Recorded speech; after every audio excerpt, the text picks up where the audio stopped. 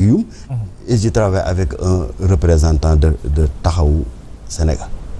Donc bi ma génnee parti démocratique sénégalais avec d'autres amis yu ñu bokk gëm-gëm ñu créé parti Fépp Tawfekh, donc j'ai aussitôt adhéré à Yewwi Askan Wi. Et l'une des conditions pour adhérer à Yewwi Askan Wi moo nekk ni da ngay benn parti moo lay parrainer. Pastef moo parrainé Fépp Tawfekh pour mu bokk Yewwi. bi ñu ànd ak Bassirou Diomaye Faye di dugg ci coalition Diomaye président, Diomaye était encore ci biir kaso bi. il était en prison. Malgré qu'on a pris le risque, malgré qu'il est en prison, mais recevoir nañu une délégation de Pastef pour mu ñëw demander le soutien de Fépp Tawfekh, ñu discuter sur les conditions, donc ñun ñu dem adhérer. Nous avons été le deuxième à apporter une contribution financière substantielle parce que coalition Diomaye bi ñu koy créé et on avait de sérieux problèmes financiers. Aminata Touré moo njëkk a jël 3 millions teg sur la table. Cheikh Dieng mooy le deuxième moo jël 3 millions teg sur la table. Et ça c'est juste la contribution financière au plan national. Du bokk ak li nga xam ni donc koy def parce que lu ñu gëm mooy on croit en un projet de transformation systémique. duñu waa Pastef defaleen ko ñu toog seen ginnaaw li ci war ci financièrement dañ koy def. li ci war ci politiquement dañ koy def. Très bien. bi ñu doon lever les barrières buntu kër Ousmane Sonko, Cheikh Dieng était au devant de la scène. bi ñuy barricader le siège de Yewwi, j'ai tout le temps mëq naa fa grenade yu dul jeex. C'est pour dire qu'on a toujours été au front. mais dañ ko doon def parce que dañ koo gëm. Très bien. loolu moo ñu boole ak Pastef une transformation systémique de la société sénégalaise. loolu nag du am ay mbiicoo mbaaloo ci ay poste DG ONAS nga ni bàyyi naa kon day mel ne xanaa DG ONAS tax nga doon ak ñoom. Très bien. Alors ñun on a vraiment besoin aujourd'hui parce que comme am nañ la sur le plateau et devant les téléspectateurs que peut-être yenn choses même si peut-être situer guñu les responsabilités que peut-être ñu mën dégg yenn réactions yi parce que suñuy wax ne que waxu marché yi jàpp ne que peut-être yow da nga ko jox benn entreprise boo xamante ne amuloon benn expérience ñuy wax également toujours ne que peut-être entreprise boobu sa proche la appartenir ñu ngi ciy wax aussi waxu oto yooyu yëpp ça a le mérite d'être clair wax ñu également enquête bi fan la toll par rapport à tout ça parce que vous avez été très franc tout à l'heure en disant que peut-être da nga àndoon ak xër peut-être moom moo tax ngay def yenn yi mais ça a le mérite d'être clair ñu xam aussi évolution wu justement ces choses-là. Bon, vous allez revenir ci loo xam ne expliqué ko na ko. Oui, dans les soxna Nene. dans les conditions d'attribution. dégg naa dañ la jugé te yóbboo ko. Je vais revenir tout à l'heure. Ça aussi c'est extrêmement intéressant. dama ne enquête bi fan la toll. C'est important.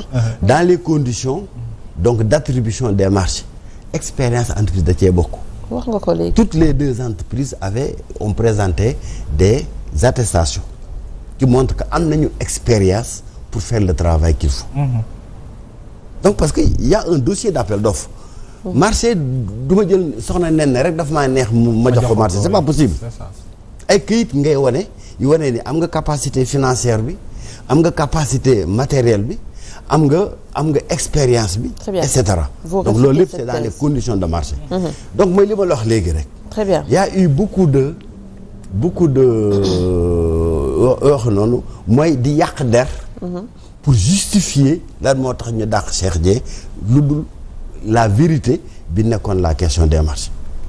Il y a eu mais ça. Si on doit y revenir. D'accord, on peut ne pas y revenir, mais par rapport à l'enquête aussi. Par rapport à l'enquête parce que mu ngi koy wax léegi ne que jugé nañ la peut-être sans nga yëg ko. Oui, loolu bëggoon nañu nga ñëw ci également. Alors ça c'est très très intéressant parce que Cheikh Dieng man déjà avant ñu may dax ONAS. Quand j'étais déjà DG de ONAS. Et ça c'est votre collègue Ndeye Dibé donc il pourra en témoigner. Ndeye Dime ñu ngi koy nuyu sax bu baax a baax. Ndeye Dime Ndaw. Ndeye Dime m'a invité. ma engagé un combat contre les lobbies. bien avant ñu may dàq. Absolument. Oui, ça aussi on avait entendu. may dénoncer la manière dont les lobbies yi nekk un cancer de l'économie mais en particulier nag dans le domaine de l'assainissement xam nga soxna Néné président Macky Sall dafa génne 767 milliards budget de lutte contre les inondations en 10 ans 780 milliards yi 766 milliards yi kenn xamul sax ñaata lañ ci dépensé exactement ñii nañ 780 680 ñii ni 740 on ne sait même pas. Moi j'exige du gouvernement un audit sur le programme donc décennal de lutte contre les inondations parce que c'est des centaines de milliards qui ont été dilapidés te lobby yi ñoom ñoo ko lekk au détriment du peuple sénégalais et ce cancer des lobbies là ni mu nekkee ci assainissement noonu la nekkee ci tëli yi gis nga Abdoulaye Wade bi muy dénoncé tëli Fatick Diourbel bi ñu defar ko moins de 1 an mu nekk kamb lu tax mais parce que les gens les lobbies ils bouffent l'argent te du ñu def liggéey bi c'est ce qui s'est passé dans les inondations on ne peut pas mettre 680 milliards dans les inondations et on est au point mort bas fañ tolloon 2013 la situation inondation yi toll en 2025 à l'heure où nous parlons c'est inacceptable dans un pays que des lobbies puissent maintenant donc capter autant de ressources maintenant comment fonctionnent les lobbies ils fonctionnent avec donc des parrains politiques exemple bi ñu ci mën a joxe c'est l'exemple de l'Afrique du Sud où les frères Gupta avaient réussi même à capter le président de la République Jacob Zuma les Gupta étaient capables de nommer un ministre dans le gouvernement en Afrique du Sud et ici donc c'est pour faire la diversion bi may wax léegi bi ñu may dàq y a eu des contrôles ay diversion ci diversion yooyu donc une des entreprises en l'occurrence Vicas portait plainte contre docteur Cheikh Dieng pour diffamation diffusion de fausses nouvelles alors ce qui est intéressant dans ça c'est que ni voilà dossier bi dañ ko woo le 12 dernier au tribunal Cheikh Dieng yëgul Cheikh Dieng tiinul Cheikh Dieng amul lu dul xëy suba ñu may woo téléphone naam mais qu'est-ce qui se passe dégg naa dañ laa kon dañu jugé dem tribunal parce que ils ont même réussi à un entrefilet bi nga xam ne les échos ñoo ko def ils ont fait passer ça à la revue de presse l'objectif c'était quoi c'est de faire la confusion au niveau des Sénégalais que coowul marché bi kat. mais foofu tam il paraît que jaar nañ sa kër plusieurs fois pour déposer justement cette convocation boo xamante ne huissier de justice moom moo ko signé. c'est ça qu'ils ont dit aussi. alors c'est bien aussi que loolu ñu leeral. l'huissier de justice effectivement man jot na ma téléphone. il est passé chez moi. ne ko mu jot na ma téléphone. oui. mais j'ai une sommation interpellative contre toi. effectivement. donc je te reviens. ma woo sama avocat